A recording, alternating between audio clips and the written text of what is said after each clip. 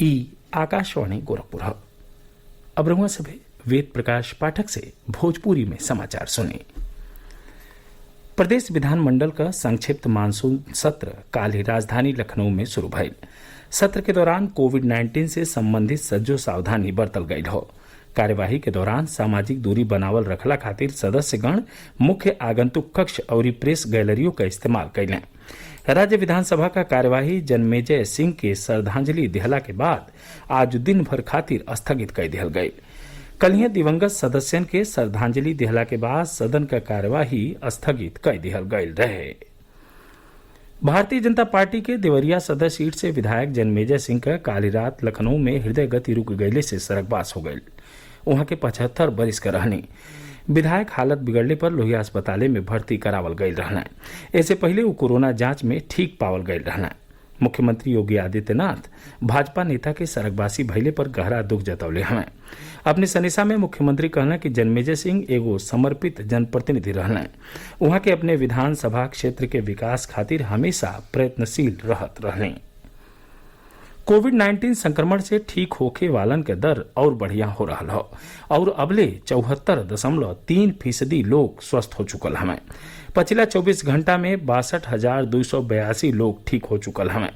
देश में कोरोना संक्रमण से ठीक होखे वालन के कुल संख्या 21,58,946 हो गई हो।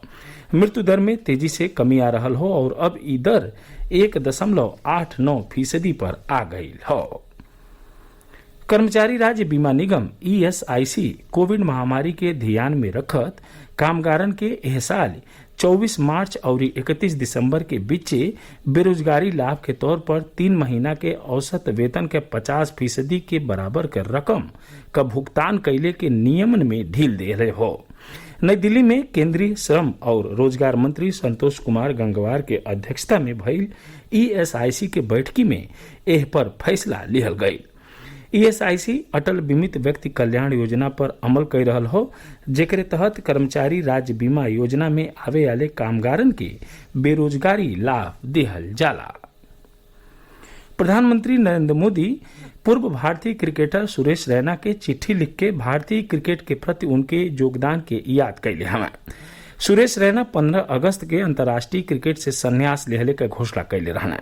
पत्र में प्रधानमंत्री कहले हमें कि कई पीढ़ी रैना के खाली एगो बेहतरीन बल्लेबाज के तौर पर नहीं बल्कि एगो उपयोगी गेंदबाज के तौर पर याद रखी। अपने चिट्ठी में प्रधानमंत्री यह कहना कि देश 2011 विश्व कप के दौरान रैना के प्रेरक भूमिका के कब्बो नहीं भुला सकेला। श्री मोदी कहना कि वहां के ऑस्ट्रेलिया के खिलाफ क्वार्टर फाइनल के दौरान अहमदाबाद के मोटेरा स्टेडियम में रैना के खेलत खुदे देखले रहनी। वहां के कहने की हमनी के टीम के जीत में उनकरे शानदार पारी के ढेर भूमिका रहे। श्री मोदी यह कहना कि रैना के संघर्ष के भावना कई नौजवानन की प्रेरित करी। प्रधानमंत्री नरेंद्र मोदी 30 अगस्त के आकाशवाणी पर मन की बात कार्यक्रम में देश विदेश के लोगन के साथे अपन विचार साझा करी हैं। मासिक रेडियो कार्यक्रम का 68वीं कड़ी हुई। श्री मोदी लोगन के आवे वाला मन की बात कार्यक्रम में अपन विचार साझा करे के आमंत्रित कैले हमें। लोग 1800-117800 पर अपन सनेसा रिकॉर्ड करा सकें आ नमो ऐप ओपन फोरम चाहे MyGov पर भी अपन विचार रख सकें।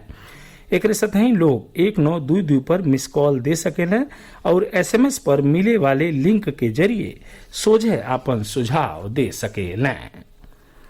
केंद्र सरकार कहले हवे कि गरीब कल्याण रोजगार अभियान के तहत करीब 21 करोड़ कार्य दिवस का रोजगार उपलब्ध करावल गईल हो और 16,708 करोड़ रुपया खर्च कैल गईल हो। ये अभियान ग्रामीण इलाका में कोविड-19 के प्रकोप से प्रभावित लोगिन और प्रवासी मजदूरन के आजीविका के अवसर देवे बदे शुरू कैल गईल हो।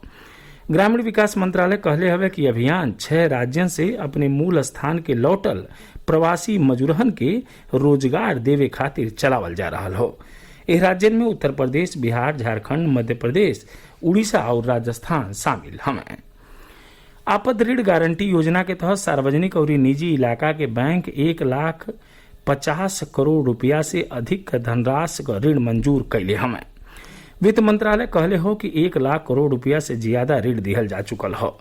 कोविड-19 महामारी और लॉकडाउन से भइल विपरीत कठिनाई के कम करे खातिर सरकार के आत्मनिर्भर भारत पैकेज के तहत अलग अलग क्षेत्रन खासतौर से सूक्ष्म लघु और मध्यम उद्यम के ऋण दिहल गयल हौ। आज हरतालिका तीज हो। आज के दिन मेहरारून क निर्जला उपवास व्रत हो। मेहरारू घरे ही में भगवान शिव और माँ पार्वती का पूजा अर्चना कई के अपन मंगल कामना कई रहल हैं।